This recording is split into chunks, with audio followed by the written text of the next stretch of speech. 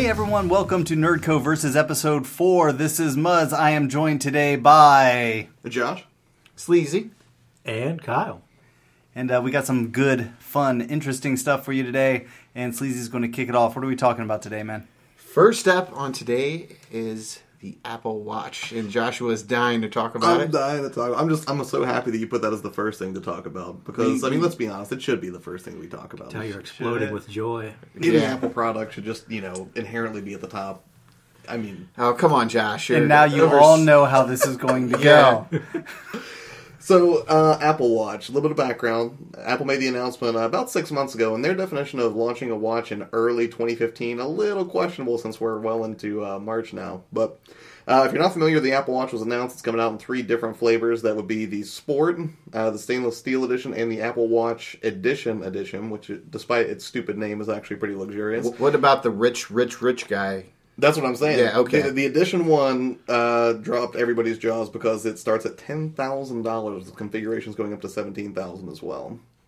It's and the question pricey. being, what happens? Does this watch maintain its value after it becomes obsolete? See, that's the question, because they want to go after form as much as they want to go after function. So obviously, it is going to become obsolete. That's just the nature of technology. You can't release a product like this and expect it to just have the same kind of longevity as a classic timepiece, because those things are analog. They're made to last forever. But The question is, why isn't the new digital technology meant to last forever? Yeah. Mm-hmm. But, I mean, the thing about it is, even though everyone's kind of like, oh my god, I can't believe it's $10,000, comparatively not that expensive. You look at Rolexes or other timepieces of comparable quality, and you can easily drop $20,000, $30,000 on a timepiece. Right. But again, to your point, that's a timepiece that is, in effect, timeless. Maybe not so much like the Apple Watch released its innards. I mean, technology, 6 months shelf life? In 6 months, there's something better coming out with most everything. Right. Phones, laptops, computers, whatever you're getting. I would say you'll get a good year with the Apple Watch before they come out with another version of it. And then what is your $10,000 investment worth? Well, I think you'll still get to keep the band, which is, I'm assuming, is where the money is. Actually, most of it's in the watch body itself, although there's that $10,000... Well, no, some of that is going to go into the band. Yeah. Because the band is one specific to the... I would imagine you can just change the actual timepiece out of the band. But what are you going to do? Are you really going to go out and get, just the next regular Apple Watch and put your Rolex band on it? Right. Yeah, that is true. that was my whole point. Now, I think that starting the pricing at $10,000, pure genius. And the reason I say that is because socialites, celebrities, and rappers, all of them are going to flock to this just as a status symbol. And the cool thing is, it's tons of free press for Apple. Just making it $10,000, everybody in the country was going to be like, $10,000 is ludicrous, and get everybody talking and very upset. But I think that, comparatively, it's a very cool approach, because you got the super rich people, the 1%, they're going to be like, oh, of course, I'll just go ahead and pick one up on my way to the store. And then you've got cats like me who are going to pick up the cheapest version possible. Like, look at those idiots paying $10,000 for, this does the same thing. I have to say, since I bought my Gear 2, I kind of, regret it. But I knew going in that it was just a test phase for me or whatever. Mm-hmm. But I'm still wearing it. But I still pull my phone out, because it's a habit that I just can't break. Right. But, I mean, I do use the timer on my phone, or my watch, every once in a while, but I don't know, every so often I will text through the voice commands. That would be the question for Josh. What do you think? What functionality is going to make the Apple Watch better, or make it something you go to more than you go to your phone?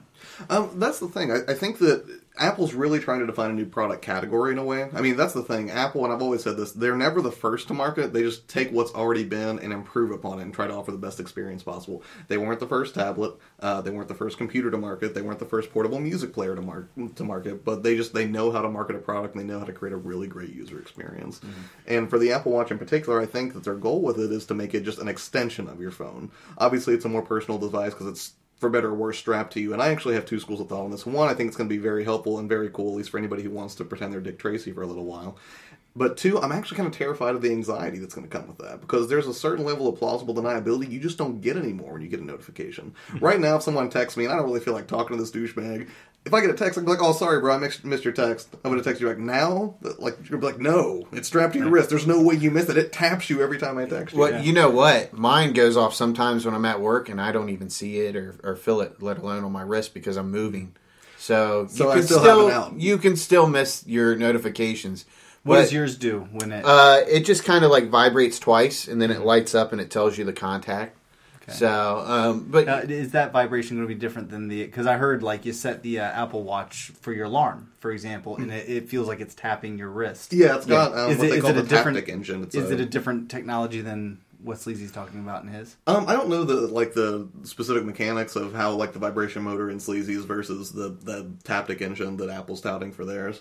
I know it's the same technology. They actually just recently added to the new MacBooks, which they announced during the same event, because now they've got like this Force Touch trackpad that's built into the laptop, so you can feel it vibrate and touch and give you feedback in certain conditions. But again, I mean, I think it's just going to be kind of what Sleazy's talking about. It's going to be an extension of your phone, but I don't think it'll completely break the habit of having to pull it out, because there are just some functions that obviously work better on a big, gorgeous screen than they do on your watch. Yeah, that's my problem with the whole watch thing. Is it's basically just your phone screen on your wrist. And I figure whichever company comes through and breaks the connection totally will be the first one, because you still have to pretty much have your phone with you to use the watch most of the time. And with the new, whichever company says you don't need your phone at all right now, you just have the watch and go out without it. I think that already exists with the Gear S, the Samsung Gear S. You can actually put your what's the card called? The SIM card. Yeah. You can put your SIM card in the watch and just carry your watch around and use it as a phone if you'd like.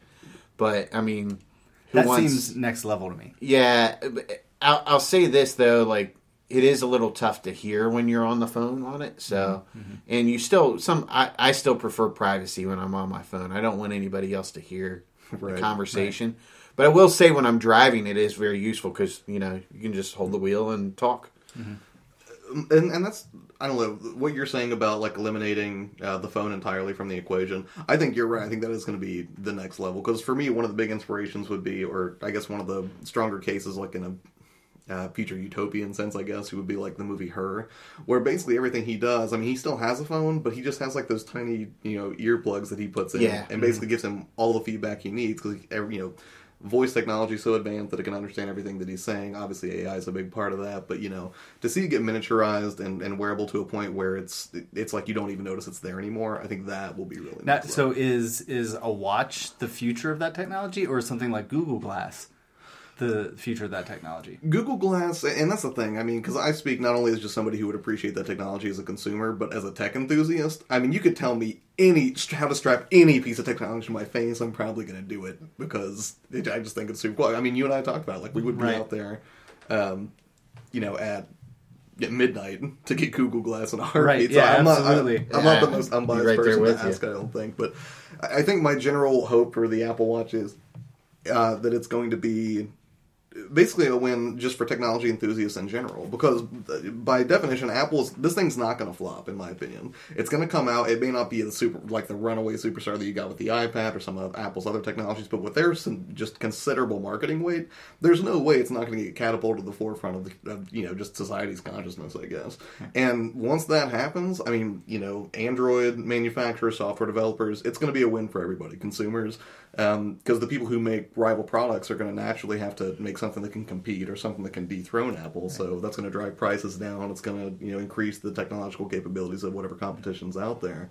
So I think it's going to be a good thing all around for just people that love tech. Well, if nothing else, it's really going to inspire innovation.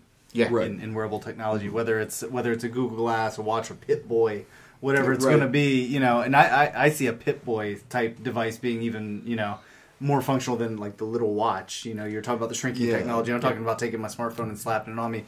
But I mean, all the way up to the point where we finally just start embedding technology within ourselves. But until then, things like this are definitely going to, they're going to inspire companies to create these new items that just get better and better and better. Right. Yeah. I mean, have you seen the screen that Samsung debuted last year, where it was like, it was attached to the flexible screen. Yeah, and they were just bending it around and using it. Yeah, I think we'll see something like that kind of like slides out of a something that you can carry in your pocket, very small, almost like a lipstick canister, where you just slide the screen out and you just do your thing and put it away. Yeah. So. Or the OLED screens. I'm waiting for OLED screens that unroll on your wall. Like we talked about that a couple weeks ago. Yeah, so that would like be sweet just to pull it down, Yeah, and all that technology, when they have that technology and you can start wearing clothing that you can just decide what you want to wear. Yeah, I mean, wearable technology. When people say wearable technology, they think just like the watch or the Google Glass. There will literally be wearable technology in the foreseeable future, 20 years. You know. And speaking of what you were saying about like flexible glass and everything, did you guys see what was it, Microsoft HoloLens?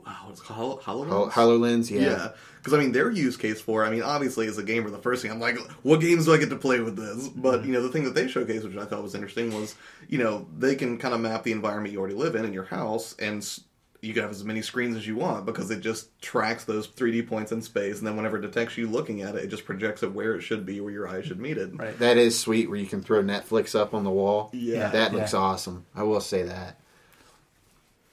But if we're at the road where the next model of evolution is coming. Yeah. But Ray Kurzweil called it the singularity. Yes. And that's where we're heading. Yeah, I just want to take this opportunity to point out real quick that not a single one of you bashed me for being an Apple snob. Like, that was just the most amazingly cordial exchange. Well, you didn't come off very snobby. No, you didn't come off snobby. But I'll say this.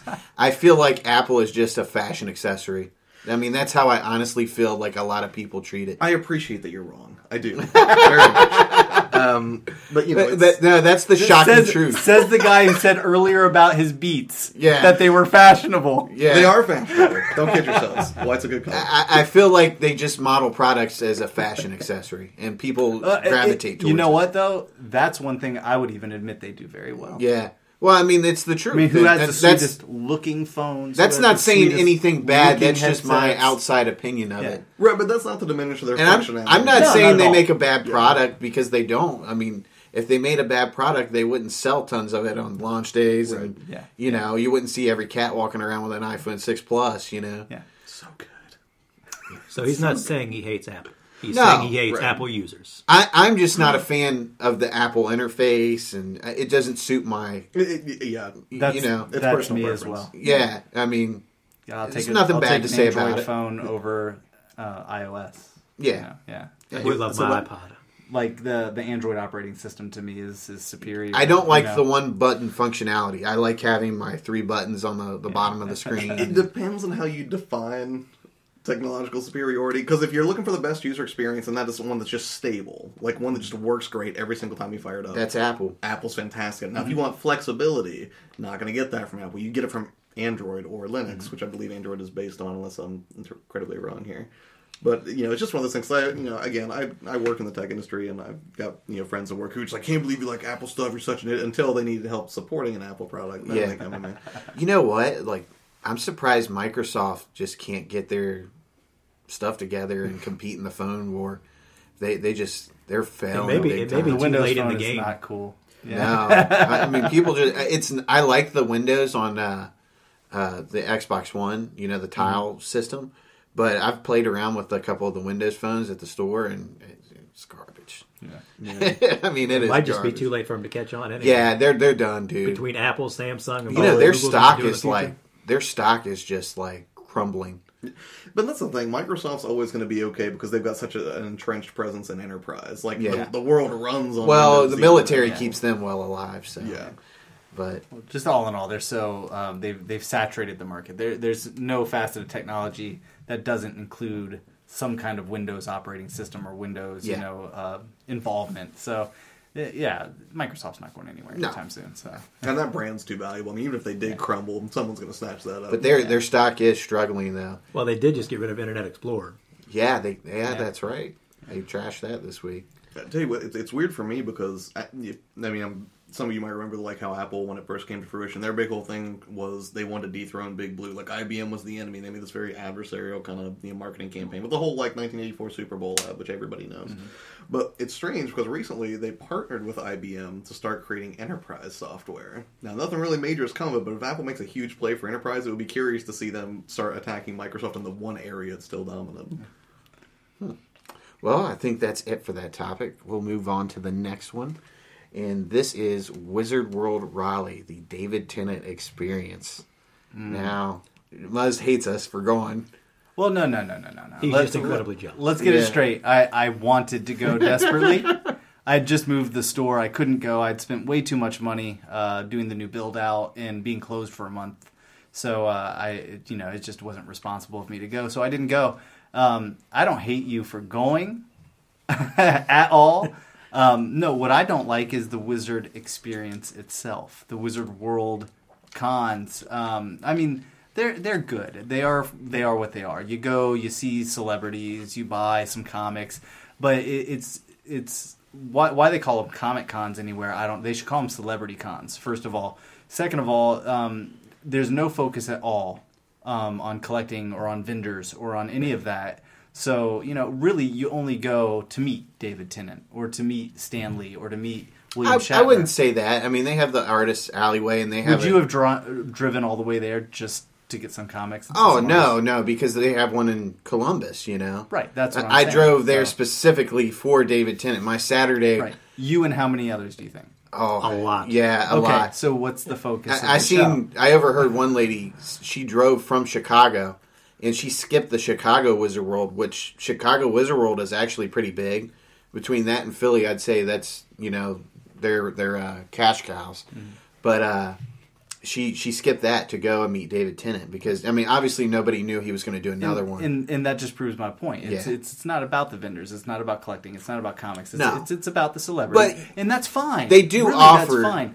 But they have totally sucked the personal experience out of meeting a celebrity out of their shows, and I don't appreciate that. I'd rather go to a Horror Hound or something. Now, if David Tennant comes to a show, I can't go to Philly either. It's just too soon. Well, but down the road they do a show and David Tennant's going to be there. Yes, I'll go. Will I buy the VIP? Probably. But will I appreciate Wizard World for what it is? Absolutely not.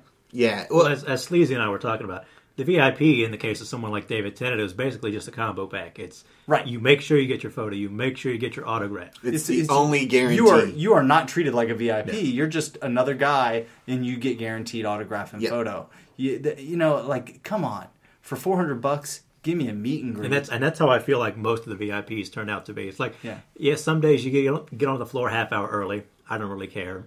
Right. It's good for line passes, but in David Tennant's case, I'm sure like 90% of the people who came and saw him were VIP. So you can't be ditching other VIPs. Yeah. So it almost turns into a guaranteed general admission experience. Yeah, I was going to say, a VIP isn't a VIP there. A VIP is just I'll tell you this. I blame that on Wizard World a lot for transitioning that. Yeah. Here's the thing. That standing in the VIP line to get in, much better experience than being in the general admission line. Because there wasn't as many people, first of all. Second of all, you weren't squished in as much, because there wasn't a huge crowd there. And then you get in earlier, so you're away from that crowd already, and you get your first pick. So, because what we got in a half hour early, so we were in at 9:30. And we had time to go look the floor and pick out what we wanted to have our autograph signed, because we knew once we got in line for the photo op, that was it.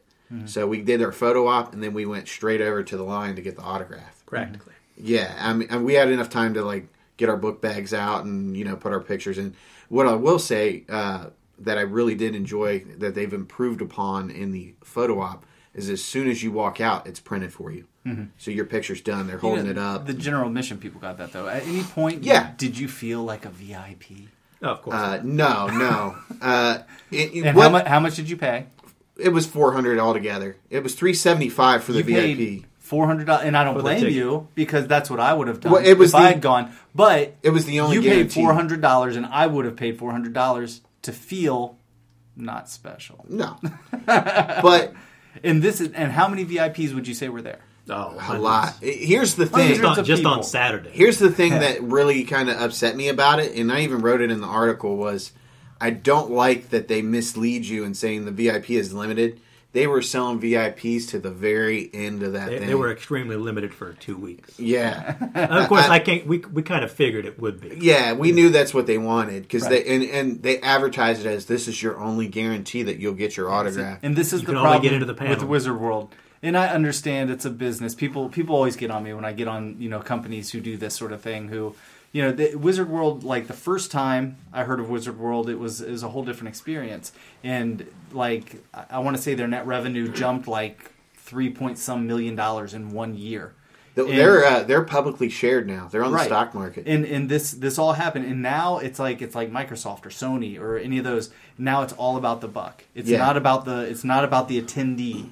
When we do the Columbus Toy Show this weekend, it's about the vendors. It's about the attendees. You know, it's not we don't try to milk people out of every dime they have when they come in, you know? And like Wizard World has forgotten what it's like to serve the people. I think between their admissions prices and their autograph prices, which I get they can't always control the autograph prices because a lot of these celebrities now, their agencies are involved. So that's one reason a lot of their prices are skyrocketing. Yeah. And I understand they can't always control that. But the price of admission to go to a Wizard World Saturday admission is like $50. It's more than that. It's like $65 now. I could get a weekend pass to probably 99% of the conventions out there for their one day. They make it to where they want you to buy the 3-day pass. Now, and because of that, the vendors are losing out. How much was Norman Reedus at Wizard World?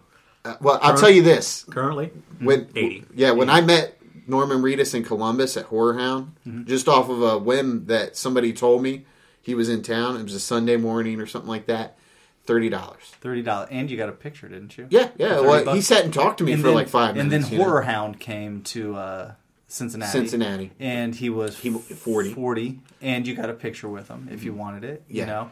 And that was real close to the amount of, like, when he came to Wizard World. Wizard World was twice as much for an autograph, and you had to pay for a separate photo op. Yep. This is Wizard World's practice. This isn't about their management. It's the company that does the photo ops for him, Celeb Photos or whatever it is. Actually, they had another podcast, had an interview with like the guy who manages him. And he said that the table pics had to go because the line wasn't moving fast enough, basically. Because if you've seen a Norman Reedus line, it's an all-day event if you get stuck in there. Right. So they basically said the table pics had to go for Norman because they couldn't move the line fast enough. And they basically said, you know, Norman could probably charge double what he's got and keep a big line. So I get that, you know, demand. But sort if he of plays did a a part. Horror Hound convention next week, do you think his autograph would be $80? He is doing a Horror Hound. It is now. Is it? Yeah. And that's the whole right the whole agent thing that comes into play now. Right. So I mean, it's like you know, I got an autograph for a friend, the guy from the Vampire Diaries, and I asked him to personalize it when I got up there. It was $70. Oh, I can't do that, man. I'm sorry. I wish I could. I don't understand that. Like, you would want it personalized, so I'm not going to go sell it and make more than what you're worth. Even if it's part of a contract. Sorry, Josh. I didn't mean. You'd think that like one guy wanted me to personalize it for someone. Whatever. Yeah. You know. That is again the part of the fan.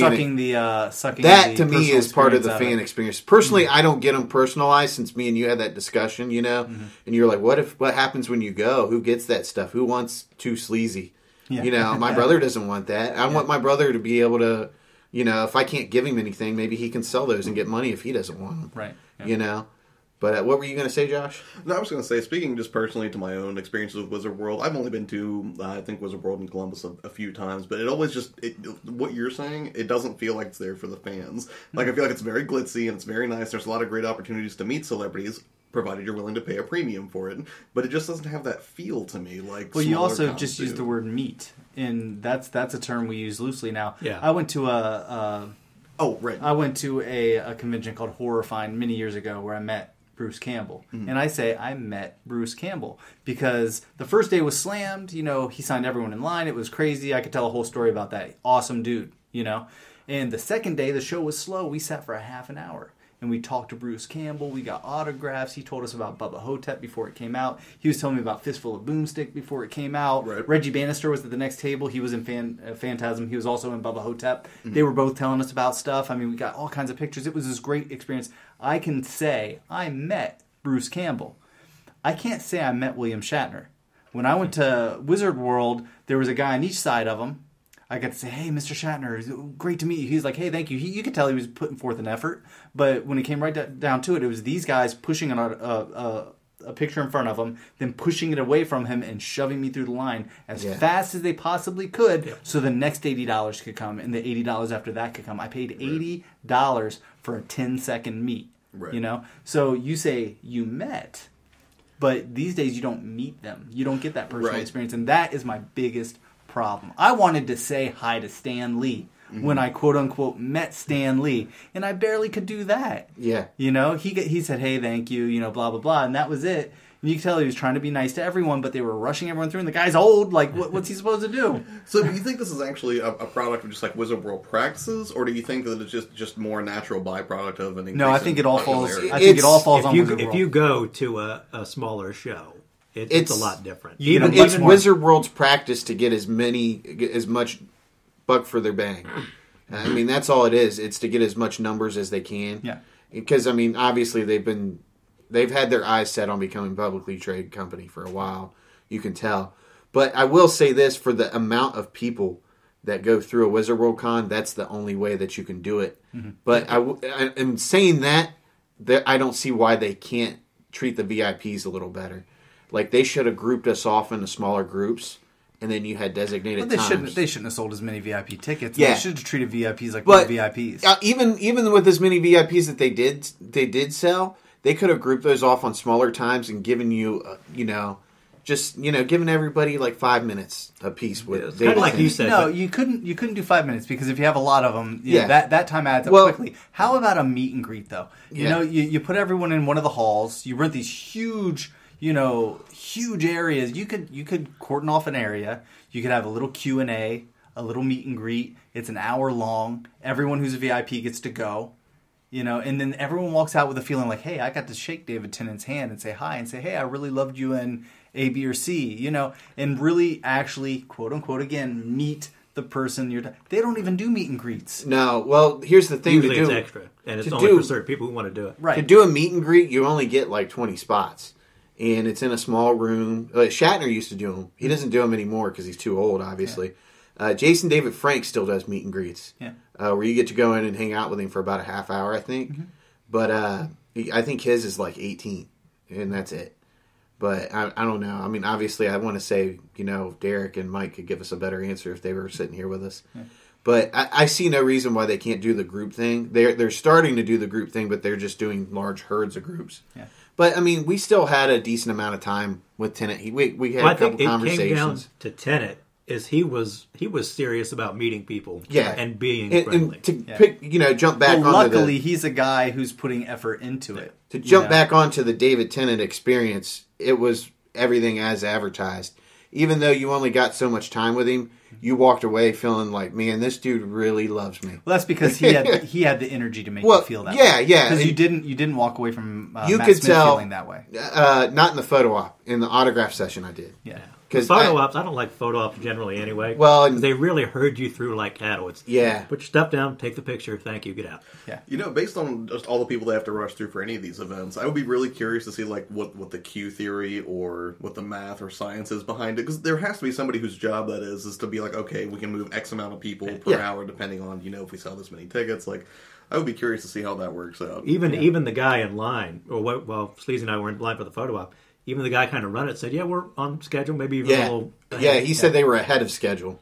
Yeah. So, I mean, they know their time limits and all that. I think when you do stuff like this, you just have to get it in your mind that I'm going to get this person to take a second and not just scooch me by. I'm going to get my moment. Yeah, there's no reason why you can't walk in and shake hands or get a hug or whatever and, then line up. And that's what you got with Tennant. Tennant stopped people. And then made it a point to have an interaction, and then lined up and took the picture. Yeah. But for me, that doesn't speak for the Wizard World experience. No. David Tennant. Here's the thing, though. Exactly. When we were in the line, they had the Wizard World. Well, it wasn't Wizard World. It was the photo celeb people that do the photo ops, and they were like, no handshaking, no kissing, no hugging. And then you get in there, and David Tennant comes up to you and grabs you like he's going in for a handshake. And I kind of felt like he probably thought people were being rude to him by not shaking his hand. Because every person that in front of me that I seen, he was going for their hand. And, they just went up and kind of, grabbed him to take the picture. And he grabbed back, and pulled him into the spot.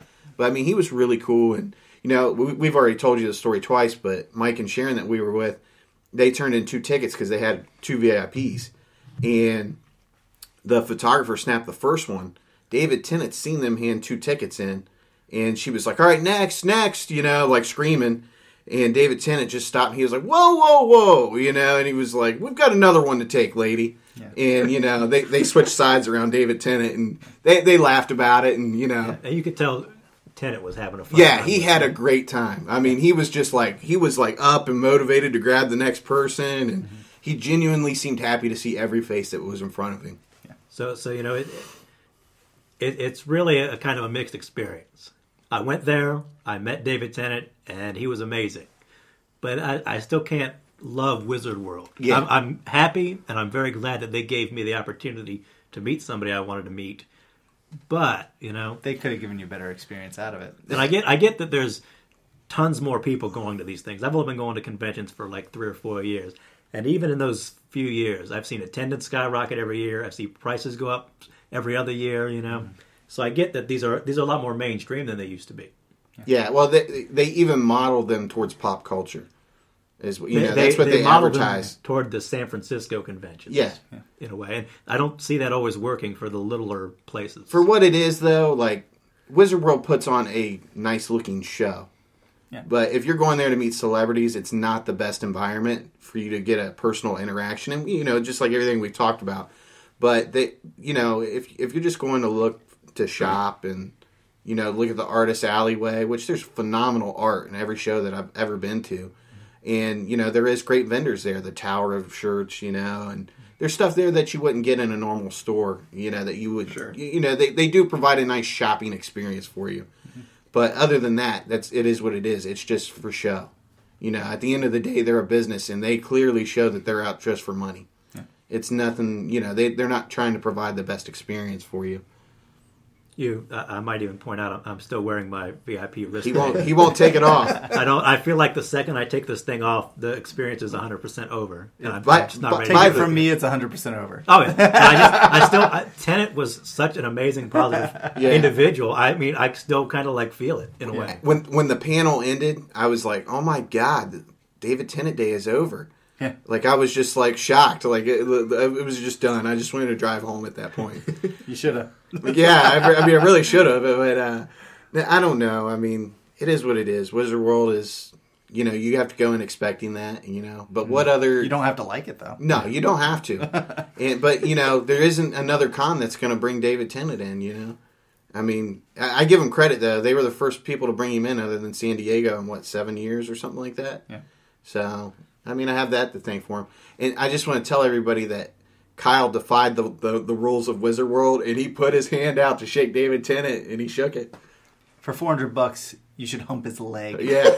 Well, even in the photo op, I threw my fist out to fist bump him, and he kind of looked like he was meant to shake. And I'm like, so I knew I was getting the handshake. It looked awkward, when he was, because he didn't let anybody walk up to them. He walked up to you and greeted you at the door. Right. And he kind of had his hand out, and everybody just kind of went in because they were told not to shake his hand. And I think I got a rule. Hey, everyone listening to this, go to Wizard World, shake hands, give hugs, kisses, whatever you want to do. You paid $400. And you know what? I don't even know what the big deal is about it because they give every celebrity the hand sanitizer. Right. So, I mean, what's the big deal? If they want to shake hands, let them shake hands. Do whatever you want to do for that kind of money. Our friend Mike, as far as I'm concerned, I feel like you're going to get somebody a restraining order with that. Listen to this story. Our friend Mike, right as he was going in, they had the girl at the front of the booth taking your tickets and all that. She says, "No hugging, no handshakes, blah blah blah," and she walks off, and Mike turns and says really loudly, "You didn't say I couldn't lick him." He's got his tongue out, whipping his tongue up and down. Don't lick the celebrities. Yes, a handshake is fine. Please do not lick them. That's for the $600 VIP experience. You may lick the celebrity. Well, imagine if they did have a meet and greet in there. It'd be $600. Easy. Yeah. They would get you for another $200. Yeah. Which, by the way, he's going to be in Philly, the Philly Wizard World, which is loaded. Kevin Conroy's there. Oh, nice. Nathan Fillion's there. Carrie Ells. Carrie Ells is there. Danny Trejo's there. Forget Tennant and all of them. I just want to go see Carrie Ells. But they're selling Tennant and Piper double VIPs. $600. $550. So $550. You're getting Billy Piper for half off. And that's what you're getting. A steal at any price. Yeah. Of course, I told Sleazy I'd rather it be Catherine Tate. I would love to have a photo with him and Billy Piper, but that's just too much. I mean, especially so close to in between. Yeah. But I'm not saying I wouldn't do it. We were talking.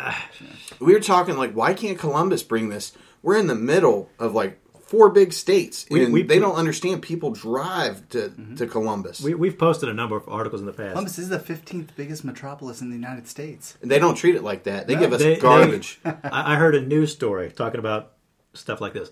Columbus, Ohio is basically within like a day-ish drive of something like 50% of the population of America and Canada. And it seems like that'd be relevant. Yeah, bring us some bigger shows.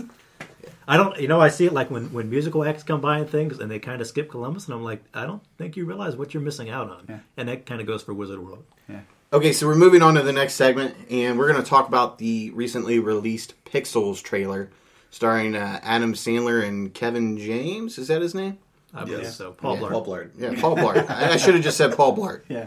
Like that guy. But it looks really good. It looks fun. Yeah. I'll agree with Muzz on this. Yeah. It looks I don't know fun. about good. It looks good.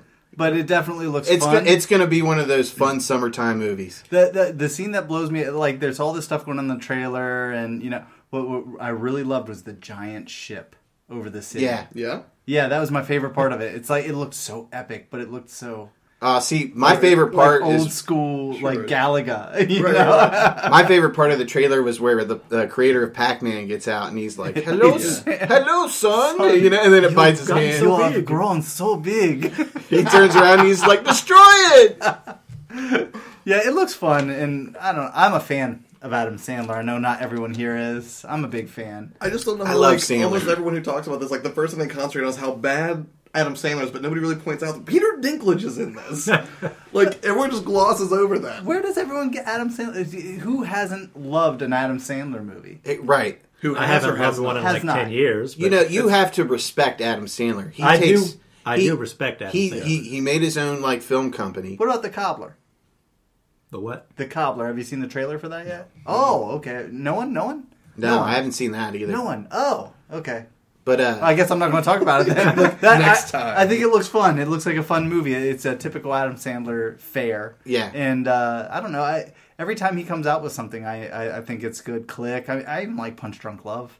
I love Punch Drunk I Love. think It's that's one of my what makes all-time it favorite good. It's movies. my Yeah, favorite it's a movie I had to think about for 3 days before I decided I liked it. Yeah. But then I decided I really liked it. You know what I like about Punch Drunk Love is it really creates a hardship of relationships. Yeah. And it really touched on that. And movies don't touch on, like, the hardships of life.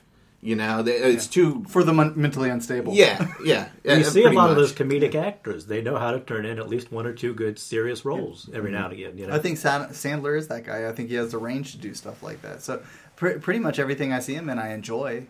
But like I said, you have to appreciate him. He started his own production company. Yeah. And he takes care of the people that helped him get famous. That's you know? true. All those guys, they're in the next movie with him. The whole cast of Grandma's Boy. Yeah. Right. You know, Rob. I remember Jonah seeing Hill aside. Yeah. Rob Schneider on what was the house show on MTV a long time ago? Cribs. MTV Cribs. Yeah. And like they start the episode out and he's like, the house that Sandler bought. Yeah, you better thank him, dude. No, but I think this movie in particular looks fun. It looks nostalgic. You know, We all love Pac-Man old and your school Donkey games. Kong and your Right. they have the whole centipede scene where they're shooting up. I think it all looks fun. I'm definitely going to go see it. For me, it's plugging the same heartstrings as Wreck-It Ralph. I mean, Yeah. even though most of the games showcased were slightly before my time, I mean, I still remember playing them, but I also realized that I was playing them not in their prime, like, you know, Like even at a I young did? age. Is that you're looking at me I'm funny? not looking at you, I'm just saying generally, you know. Yeah, I was there.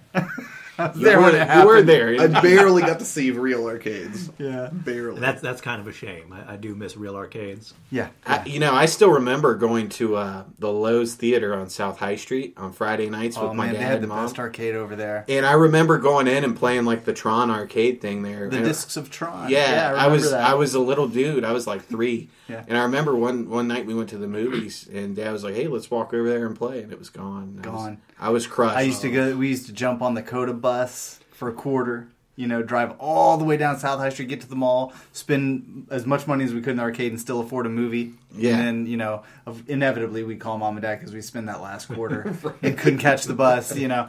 And they had Smash TV and they had Bad Dudes and they had Pac-Man and they had Discs of Tron, like you were Yeah. saying. They had all the best games, dude. It was amazing. I Yeah, loved it was a pretty rad arcade. But we have really gone off topic. Oh, well, that was the whole point, you know? Yeah. I think that's the whole point of the movie. Yeah, but that movie will bring that nostalgia back for us all. I think it's going to be a lot of fun. Okay, so moving on, we got a special peek at the announcement for Zoolander 2. Oh. I'm pumped. I love that movie. I have almost no interest. And the way dude, how do you not like the opening scene in that movie where they're at the gas station and they're playing George Michaels and they're spraying the gas and looking all like hard, drinking their orange Julius? Yeah. That movie is nothing short of brilliant. Yeah. I'm kind of iffy on Ben Stiller. When he does a good movie and turns in a good performance, it's one thing. Come on, dude, really? I can't. I almost don't like movies that he stars in. If he's part of an ensemble, I can usually get behind it. But come on, the man gives such a great googly. You googly. How do you expect children to learn when they can't even fit inside the school? What is this? A school for ants? Come on. The movie is one brilliant line after the next. Yeah. It is pretty hilarious. The whole like big joke at the end of the movie, well, toward the end of the movie with Billy Zane, where they just turn Billy Zane into one big giant joke. Yeah. Like, you know what would have really made that fashion show for me is if Billy Zane was like sitting down in like front row with some like glasses on, you know? That would have been awesome. I hope Billy Zane's in the second movie. He's got to. He'll have to. Yeah. What's he doing anyways? Nothing. He got nothing going on. waiting for the Phantom sequel to get greenlit. Right. Sequel to Titanic. Yeah. He was the hero of that film. He was so awesome. I don't care what anybody says. That movie's just going to be awesome. I can't wait. That whole walk down the runway. Yeah, the I will runway. admit What was that the was a song? great stunt. What was the song they were playing to that? It was In the first Anti-Human one? League's "Don't You Want Me, Baby." Yeah, on the runway. okay. Yeah, don't you want me, baby? And they both look at each other and they're like counting to walk back. Yeah. And then just like you said, Owen Wilson flips the coat off before he leaves. Yeah, and that whole part of the crowd goes crazy. The crowd had no idea what was going on until they realized it. Yeah, You know? yeah. Like, that's Ben Stiller. And Owen Wilson. I saw that the other day. Someone posted it on Facebook, and I had no idea. There's going, and I'm like, what's this mean? Does this? So I'm on Google. What's happening in a sequel? What? Yeah. I had heard it was happening. See, I didn't see the runway. The first I heard about it was actually seeing where they were taking selfies in front of the Eiffel Tower and in costumes of the characters, and I was like, oh, this is gonna be good. Yeah, it's gonna be dynamite. I'm stoked for that movie. Like, start filming immediately. Right. I'm hoping it'll be dynamite. Oh, it will be. I'm just saying, comedy sequels. Even if it's bad, it's going to be good. I mean, I'm sure I'll still love it to some degree, but I don't know. And I highly disagree with your statement about Anchorman 2. Anchorman 2 was not as good as Anchorman 1. It was too forced. That's true, but it wasn't bad. It was not categorically bad. The fight scene in this one was epic. Either. Where Harrison Ford turns into a werewolf. I'm like, yeah! You just can't lose when you do that. So what Zoolander type movie would you like to see a sequel to? What Zoolander type movie would I like to see a sequel to? Super Troopers. I'll take that. And I heard they're filming next year. I don't know if it's true, but I've been waiting forever for another Super Troopers. I would like to see a sequel to Joe Dirt. Yeah, Joe Dirt was They're making that one too. I would like to see a Joe Dirt sequel or a Ladies Man sequel. Yeah, Ladies Man. Tim Robbins just kind of... He fell off the face of the earth. I didn't even see him at the SNL thing, Was he not in that? I don't remember. Yeah, he wasn't in the SNL 40th, so... Yeah, it's crazy, right? Yeah. Ladies Man was hilarious. Yeah, it was. I remember we had that bootlegged on VCD. Yeah. And we played it on the Dreamcast. Yep. Nice. That's, to give anyone an idea, if you can't remember when the movie came out. Right.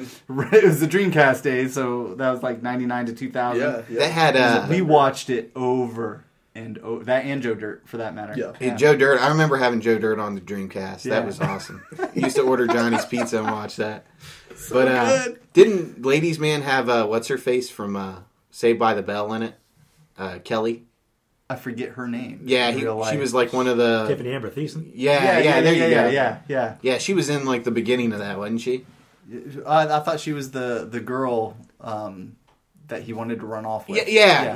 Okay, excellent. And Will Ferrell. A lot of people forget Will Ferrell was in that. And it's the same with Zoolander. Yeah. Nobody remembers that Will Ferrell was the bad guy in that. And, which I hope he's back for that, Oh, Mugatu's got to be in it. Oh, he made the piano. Made the piano tie. Great stuff. Are you not aware a foamy latte makes me farty and bloated? I feel like I'm taking crazy pills. Then he like dumped the latte on the guy, and then he like starts to like lick him and stuff. It's the most tense, awkward moment ever. That's what makes Ben Stiller movies great. Right there.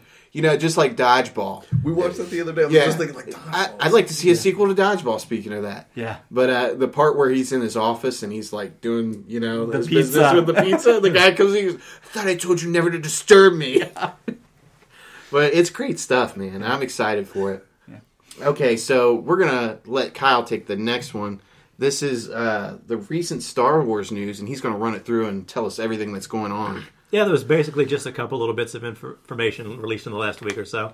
Basically, they said Episode 8 will come out at the end of May 2017, which makes it 40 years and a day since like the original A New Hope, or as I like to just call it, Star Wars came out. Yeah. So they announced that. They announced that the first spin-off in the series will be called Rogue One. I don't think they announced exactly who or what it's going to be about.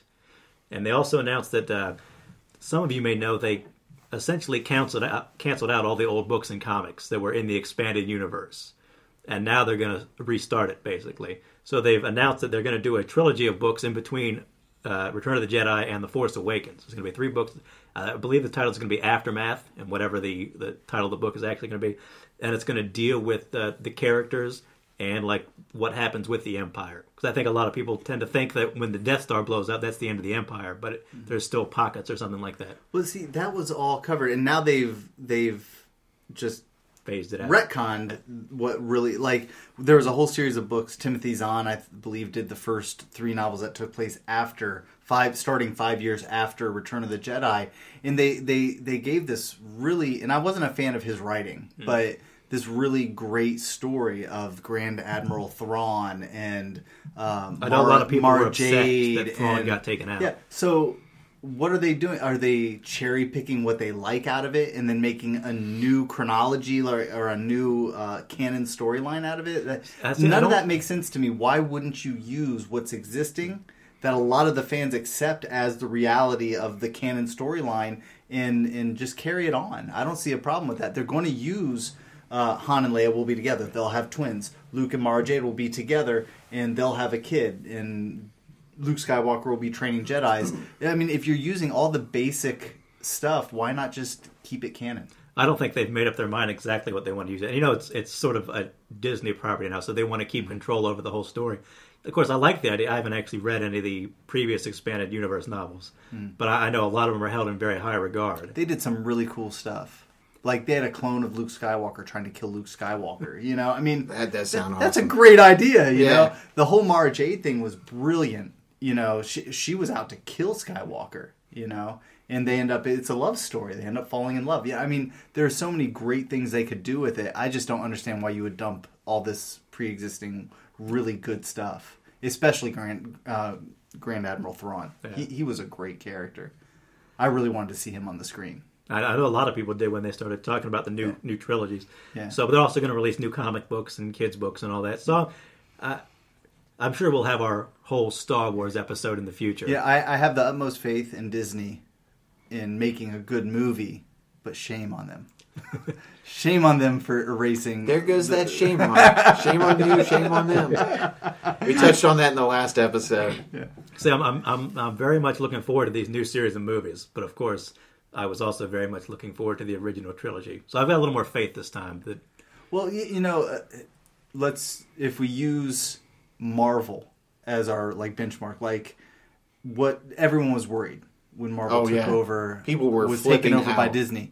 And has Disney done us wrong? Not yet. But of course, I would say the smart thing they did was they left the Marvel team intact pretty much. Right. They kind of kept their hands off. But of course, Star Wars doesn't really have its own team at the moment. Right. So, and that's the thing. I mean, Marvel, I really created the first mega franchise. I mean, because it was the first billion-dollar property for film in that regard. So naturally, whether it's Star Wars or before the partnership with Marvel for the MCU to bring Spider-Man over, everybody wants to get a piece of that Avengers Marvel pie for sure.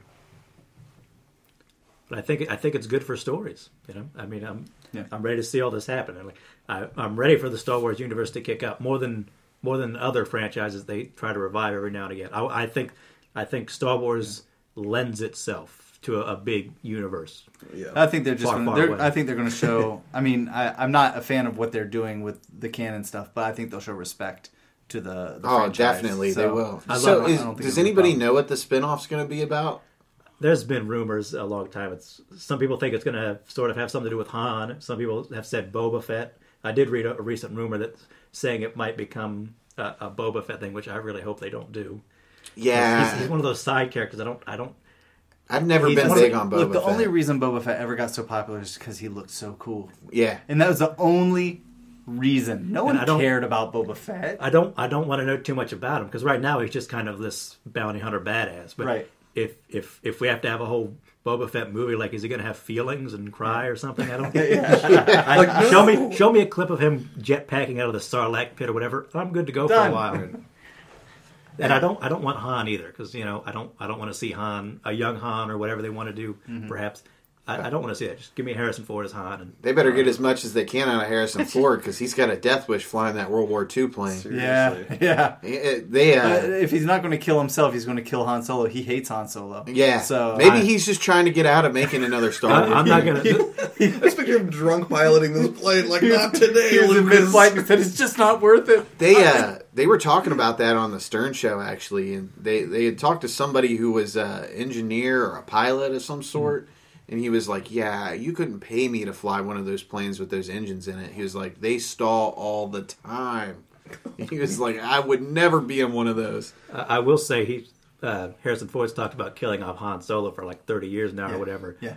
I hope he does it. I don't want to see the character go, but I hope to see him live up to that. Like, yes, I want to kill Han off. I want to see him do it. I'm just going to disagree with you on that. Can't believe you'd even say that. I want to see him go through it. He just wants to cry in the theater again. That's all it is. I just want to be like, I know. Okay, so I guess that's all for our Star Wars news. We'll go on to our last segment of the show. And this is where HBO announced they're going to offer a solo package that you don't have to have cable TV for $14.99 a month. Yeah, I can watch True Detective when it comes on. But you got to have Apple TV. Am I correct, Mr. Apple? I think it's only at launch. I think at launch they're starting with Apple TV, and I'm excited because historically Apple has always pitched the Apple TV as a hobby device, and yet I use it probably more than any other console I've got connected. I mean, short of like video games. I mean, obviously it's convenient if you're already have your Xbox One fired up to go ahead and hit Netflix from there. But I mean, the Apple TV is it just dropped in price from $99 to $69, so it's a pretty robust hardware platform. But seeing HBO Go first come to that for $14.99, I am totally in for this because I mean, you get Rome, Sopranos, True Detective, Game of Thrones. I mean, and tons of other incredible HBO content. Boardwalk Empire. Boardwalk Empire. Speaking of Silicon Valley, the show that comes back on next month. Right. Totally pumped for season 2. Yeah. I'm waiting for it. And, I mean, that's reason enough for me. I mean, if they were like, it's $20 a month, $25, I probably would have done it. You really think, why not compete with Hulu and Netflix? On price? Yeah. Because they don't have to. You don't think so? No, their programming is so good and so critically acclaimed. They could charge twice that. And people would still pay. People are demanding twice Game that. of Thrones. You can get a basic cable package. Well, yeah, but that's the thing. Personally, I think this is a nail in the coffin for conventional cable service. Yeah. We've seen that coming for a long time. And you know what? I had called DirecTV actually to cancel some things that were on there. I had no idea how they got on there, and they were like, "Oh, by the way, your HBO, we can get you a half off special." So it's it was $17.99 regular price. Why would I pay $17.99 when I could just cancel HBO and get a subscription for $14.99? Right. I do like this idea. Sleazy and I talked about this some time ago when we didn't know the price point. Mm-hmm. Say, well, if it's too expensive, what would be the difference between just adding it onto your cable package? Right. But I like this because even if it was slightly more expensive, maybe I just want to watch 1 or 2 shows, so I just get it for a month and then I don't get it for 9 months. Right. Yeah, so you just cancel it. And that goes with Netflix. That goes with Hulu. If I don't want it for the month, I just don't pay for it. And I kind of like, in a way, that we just said this is kind of a nail in the coffin of some of these cable packages that a lot of people have been complaining about for a long time. I mean, you may not know this, but if you have a cable package, I think the number out there was like almost $10, no matter what cable package you have. Almost $10 out of every price that goes to for ESPN. It's like $7. Yeah, even if you never watch it, the channel I would never tune into. Yeah, and you have to pay for it, even if you. Yeah, I don't know why they don't just offer a package where you pick your channels that you want to watch and just pay a flat price. Right, and that's they're going to have to do it. Oh yeah, that's what it's coming to. And that's the thing that really excites me. Even if I didn't care about HBO, I might still pay $14.99 a month just to stick it to cable companies. Because by and large, I just can't stand when you see industries try to cling to old business models that don't work anymore. Mm-hmm. We're not living in a world where people want to pay for channels that they don't want. People want what they want when they want it in a manner that makes complete sense to them. Do you feel like though that prices are going to have to come down a little bit? Maybe. I mean. Okay, so that just makes me ask though, if you're paying for HBO Go and say Amazon Prime and Netflix and Hulu, aren't you paying as much as you would for a typical cable package anyway? I think you'd be getting pretty close to some basic cable package. Again, I'm not familiar with the price because I haven't had it myself in like 10 years. Although they call me a lot and try to get me to sign up for it. Yeah. I think like a basic DirecTV package, like the lowest of the low right now is like $60 basically. Yeah. That's only for like a year though, and then it goes up. So I'll tell you, I just re-upped mine this time last year, and after taxes, it's like $150, $160 or something like that. Mm-hmm. So, and that's I have the mid-level package so I can watch Indian games. So, and that's the only reason why I have that mid-level package. But of course, you have the HD TV and the DVR package. Yes. Yeah. I mean, if you're going to do cable, you have to do all that. I have a very basic, setup for DirecTV, and I'm paying like $90 a month. Oh well, yeah. You could call and get them to knock that down. Well, you have the protection plan and all that. You have an agreement. I don't. Well, it's because you're off contract now. You're month to month, and they'll give you a better deal if you sign personally a 2-year deal. So when is Showtime coming out with theirs, and when is that's the thing that I was. And then is it going to get to a point where it costs you $100 to have all the different services you want? Well, normally, but of course, you don't have to have them all the time. They'll bundle. Are you really going to have 20 different services and go through your list every month and say, okay, well, I don't need this one. And someone's going to consolidate them. I need that one, and that one. Yeah, it'll be internet cable, basically. See, I just called to cancel Showtime, and they wanted to. This is what they did before. They bundle it for, they give you each thing half off, and they bundle them in a 3 package. And I didn't want it because I just got Showtime to watch Homeland. And I power watched that 1 week, and I just forgot to cancel it for a couple of months. Dexter's over. No one has a reason to own Showtime. Well, Showtime's good, man. You got Homeland, California Cajun, or whatever that is, with your boy from X-Files. Shameless with William H. Macy. Shameless is actually getting a lot of good reviews, but I don't watch it. I don't have time to do it. Okay, that's 3. And there's a couple more. I mean, I can't give you all the names. But, Sleazy, your new Showtime spokesperson? Yeah. No. I mean, I'm just telling you, they do have a good lineup. Is it as good as HBO? But would you? No. I'm just saying, would you pay for that service? Not every month. No. Like I said, I just got it. I just got it to watch Homeland, and then I canceled it. Well, I mean, think about it. All you'd have to do is wait for your series to be over that you love, and then play it all on demand at once. I think what's really going to matter is exclusive series. Yeah. Netflix is killing it because of their Netflix original programming. Hulu, I think, kills it on some of their original programming. Mm-hmm. And otherwise, movie-wise, look at Amazon Video, look at Hulu and Netflix, a bunch of the same movies over and over on all of them. Exclusivity, I think, will be key. Yeah. And coupled with that, people are just getting tired of their cable companies. Right. A lot of those companies consistently get low rating scores and everything else. If I had a better internet connection, I can't live out in the country. Right. So if I had a better internet, and this kind of, in a way, goes back to our net neutrality argument a while ago, If I had a really quick internet out there, I'd just get rid of the DirecTV altogether and just watch my Hulus and my Netflixes and find stuff on the internet. Right. No problem. That's how I live right now. Yeah. I think Muzz is doing it right. I watch a lot of sports, and obviously that's part of my rent package, I guess you could say, because my roommate loves his sports. So, speaking of my dad, but, be honest about it. Yeah, but they say that's one reason that people can't totally get rid of their cable and all that, because they will not allow sports to do that, because sports will always be mostly viewed live. Yeah. Mm-hmm. But, as long as sports is still live, with some non-sports cable will never go out of business.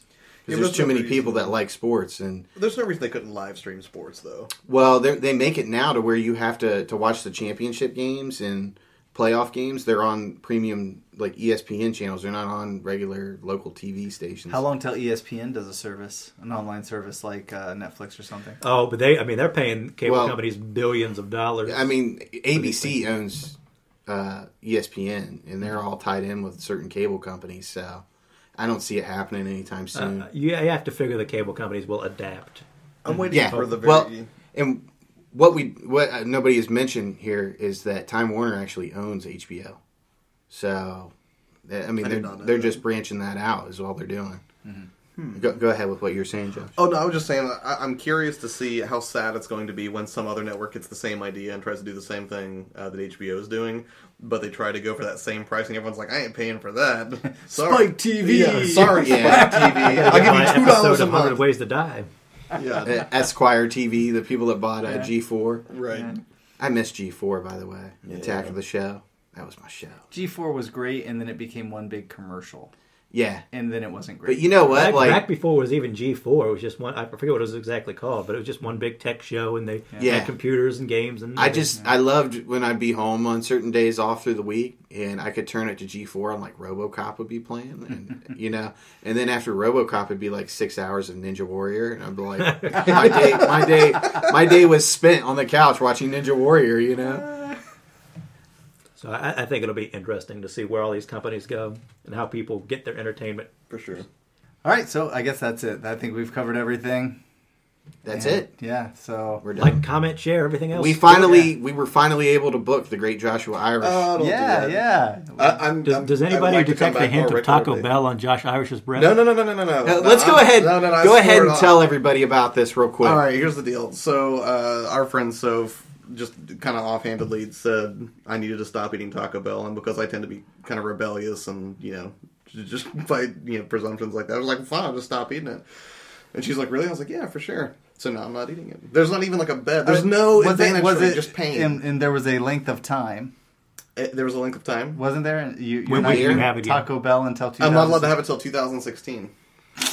And so I got like 9 more months to go. You're never going to make it. If you see Joshua on the street, offer him a taco. You're never going to make it. I'm going to make it just fine. I don't, And who cares about Sriracha Quesaritos? I say for the next podcast, we have a giant table full of Taco Bell. Everyone, please stay tuned for our next episode of NerdKO, where we will be here with Josh, Irish, Sleazy, Kyle, myself, and a big pile of soft tacos. Good. Love you guys so much. And that's it for now. Share everything else. Yeah. Do it. We want to hear from you. Yes. Thank you for listening.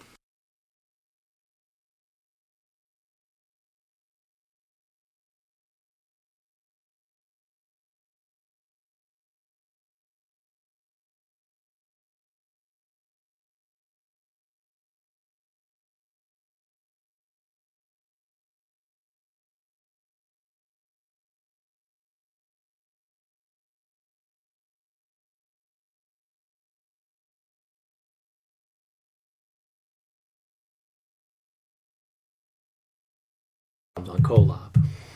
No, you wouldn't have them on Collab. Collab. What's the happy birthday song? Oh, Quark Tangent 1.